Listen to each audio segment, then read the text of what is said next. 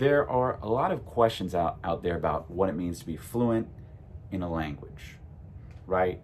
At what point do you get fluent? There are different definitions.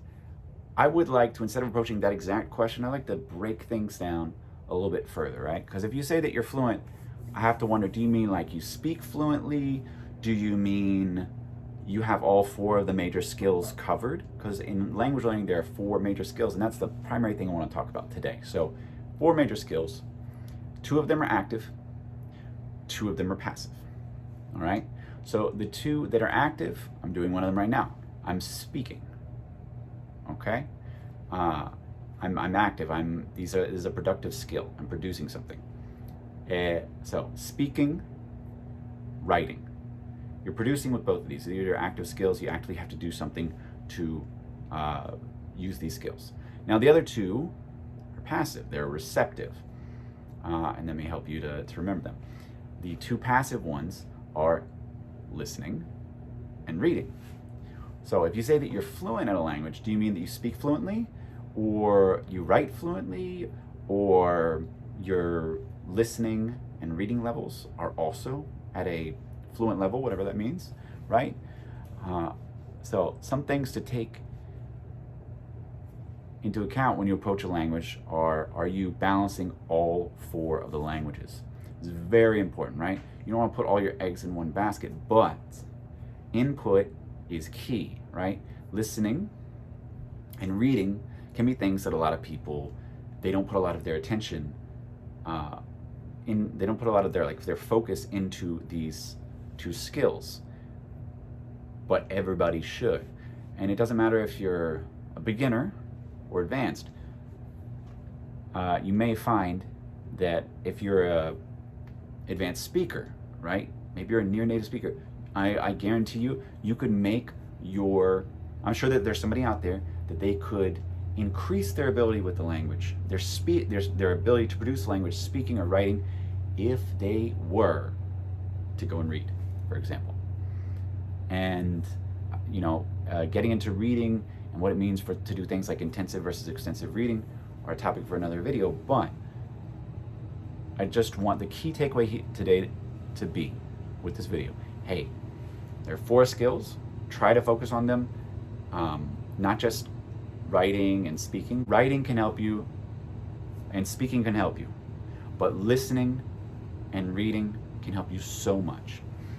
It'll expose you to different accents if you're listening. It'll expose you to vocabulary that you may not usually come across, but that is also useful to know, and that will help you to better express yourself in the language. So I just definitely encourage you to not just put all your eggs in one basket effectively in terms of focusing solely on active skills, but at the same time you also don't want to focus solely on passive skills.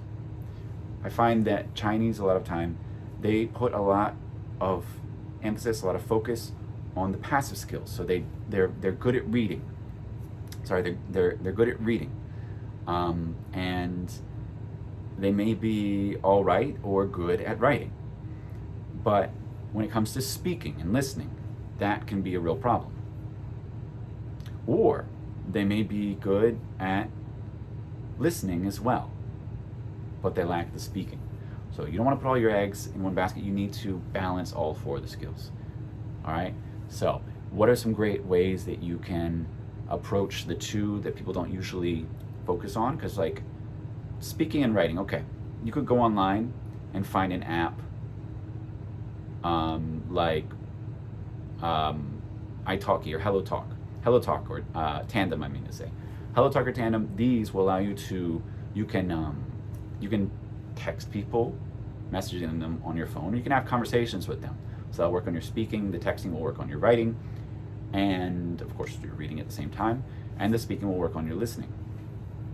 But if you are uncomfortable doing something like the texting, you can also do on these types of apps. They do have the ability to post, like maybe you take a picture of something you think it's beautiful, or you think it's culturally interesting, or what have you, and you just want to write about it. People will come and they will correct you, and they will tell you, oh hey, you should say this instead.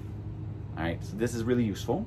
And then it's also very useful to like listen to podcasts, and it doesn't have to be beginner podcasts. You do not have to listen to like kid stories.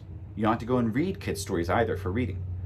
I think that one of the things that people forget to do is to when they learn a language, a lot of people, is they forget to go towards to like try and interact with interesting content as quickly as possible. I think most people, they want to get to talking about interesting content as quickly as possible. They don't want to be at like a little kid's level of expression. They want to be able to enjoy content that's at a level that at least approaches their native level, and that allows them to actually enjoy what they're consuming. So, for listening and for reading, you can enjoy content that is like whatever your field is, for example, or whatever your interests are, your hobbies, etc. If you like podcasts, try podcasts about whatever it is that you find to be interesting. If you like geopolitics, history, etc., the sky's the limit. It's just what do you like? Go find podcasts about that. If you need help with that, you could try messaging me, but you could also try looking online, like on Reddit, or using a search engine. Just type Reddit podcasts history, and put like French if you're learning French. In French as well could also potentially help you, and you should hope you'll be able to find some results. I know that there's so much out there right now. It's like the best time to learn a language, and so if you like podcasts, listen to podcasts. If you like YouTube videos, you can find YouTube channels on again a myriad of topics. For reading, you could go to Wikipedia, find an article about something that you're interested in or that you're knowledgeable about already. Could be where you're from, and then hit the little button, the languages button, and see if they don't have the language that you're learning available, right? Because they may have that article available in that language, and so then you can just go and learn about whatever it is while using the language in question, and you'll be able to pick up on a lot of vocab that is going to be important because you already have like the knowledge base needed to partially understand it. And I think one, you'll be able to enjoy it right away, and you'll be able to pick up vocabulary and grammar. I wouldn't worry about trying to look up every single thing, but try to enjoy the content, take away what you will, and if you see some things that are useful, you could add them to some flashcard decks, something like that. So just some ideas, and study it intensively if you want to. Learning every single word, it's up to you. It's as much as you can handle. But focus on those 4 skills and do it in a way that's as much as you can handle, okay? Balance them out. Really quickly, I actually just want to ask, based on your language learning experience, which of the skills do you find that you neglect the most, and which do you place the most emphasis on? I'm very curious to hear what other people's experiences are. Now that there are so many resources out there, there's so much in the way of reading and listening materials out there that you can find online. What do you like to enjoy? And also, I forgot to mention with the listening, hey, music is a great one as well. You can find lyrics online. You can search that out on a search engine. Look up the word for lyrics in your language and the name of a song that you happen to come across and you decide you like. You should be able to find the lyrics, and you can translate them with a whole myriad of tools that are out there now. Google Translate, AI, etc. All right?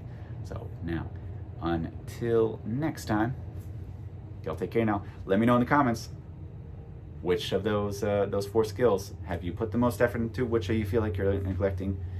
And maybe we can have a little conversation about some other tools out there that might be able to help you. Until next time, see y'all. Y'all take care now. Bye-bye.